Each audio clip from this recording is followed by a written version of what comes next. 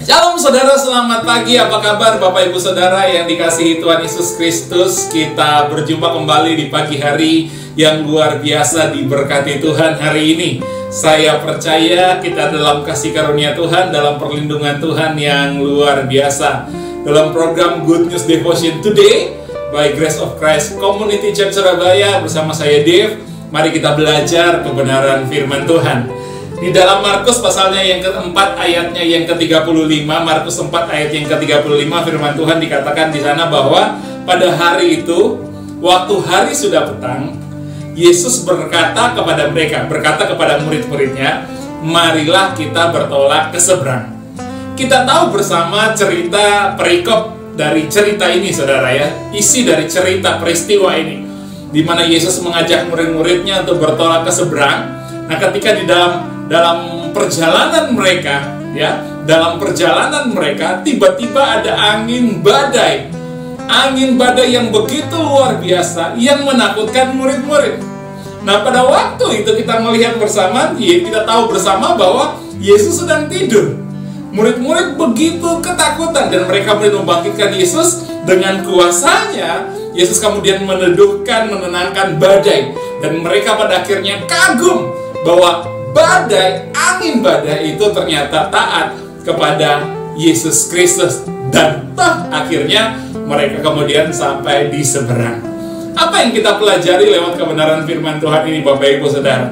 Ketika Yesus menuntun saudara untuk mengerjakan sesuatu, ketika Yesus menuntun saudara untuk melakukan sesuatu dan berkata bahwa kamu pasti akan diberkati, kamu pasti akan sukses, kamu pasti akan melihat kelimpahan melalui pekerjaan ini, atau ketika saudara sedang sakit, saudara dapatkan firman Tuhan dan berkata kamu pasti sembuh, maka percayalah itulah yang akan terjadi di dalam kehidupan kita. Itulah yang akan digenapi di dalam kehidupan kita. Kalau toh pada prosesnya, kalau toh pada perjalanannya tidak terjadi apa-apa, justru kok ada goncangan, justru kok omsetnya menurun, justru kok fisik jadi terasa semakin lemah, justru kok tidak seperti yang kita harapkan. Saya mau berkata kepada Bapak Ibu Saudara, jika itu adalah rancangan Tuhan, jika itu adalah kehendak Tuhan, Tuhan yang memimpin saudara, percayalah saudara, percayalah saudara. Saya mau berkata sekali lagi kepada saudara, percayalah saudara, saudara pasti sampai kepada apa yang saya sampaikan, yaitu keberhasilan, yaitu kesehatan, kesembuhan, yaitu keajaiban, sesuatu yang luar biasa terjadi dalam kehidupan saudara. Itulah Yesus kita.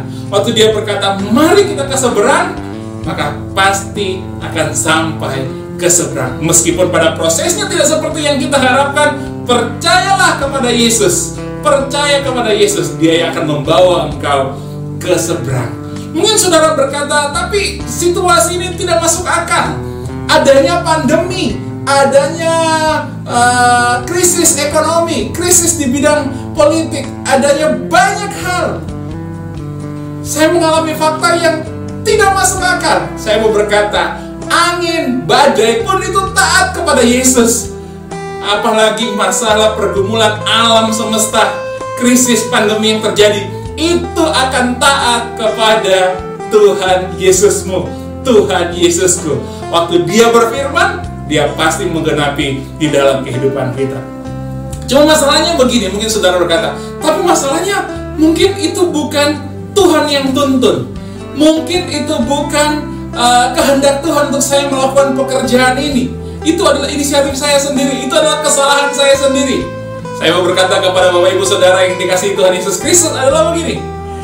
Yes, bisa jadi seperti itu. Bisa jadi bahwa itu adalah keinginan kita sendiri.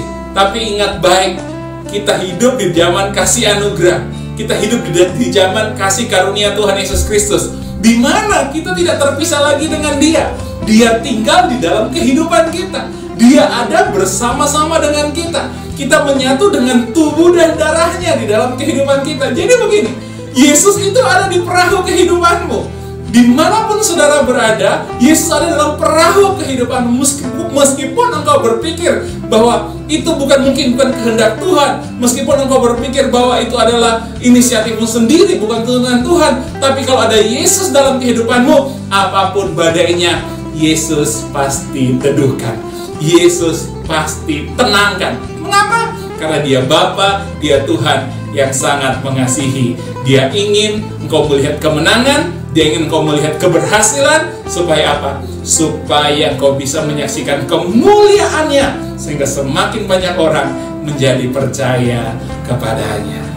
Mari kita berdoa. Bapa, kami mengucap syukur buat hari ini. Kami tahu hari ini kami diberkati Tuhan. Kami tahu hari ini kami melihat kemuliaan Tuhan. Apapun yang sedang kami alami, tantangan yang akan kami hadapi di depan kami tidak takut.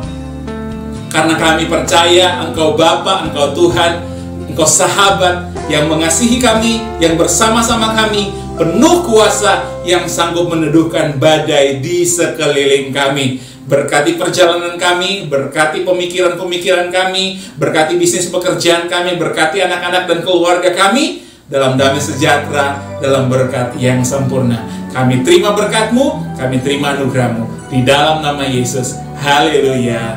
Amin, amin, amin. Selamat beraktivitas, tetap semangat, tetap percaya. Tuhan Yesus menyertai-Mu, Tuhan Yesus mengasihi-Mu. Dia melakukan keajaiban dalam hidup-Mu hari ini dan seterusnya. Terpujilah Tuhan Yesus Kristus, diberkatilah kita senantiasa. Amin.